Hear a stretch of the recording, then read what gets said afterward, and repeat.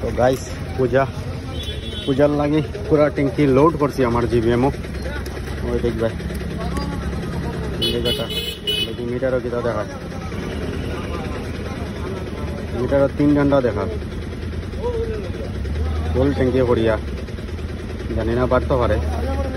গাড়ি স্টার্ট দেওয়ার পরে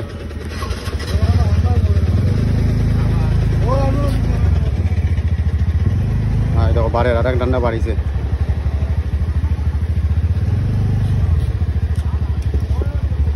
আরেক ডান্ডা বাড়িছে আবার এক ডান্ডা বাড়ি গেছে দেখো জিবিএমও ঢুকাইছি পুরা পূজার লাগে আর কি পুরা ফুল ট্যাঙ্কি 550 টাকার তেল ঢুকাইছি দেখে কতদিন যায় আর কিলোমিটার হয়েছে দেখো 20,030 কিলোমিটার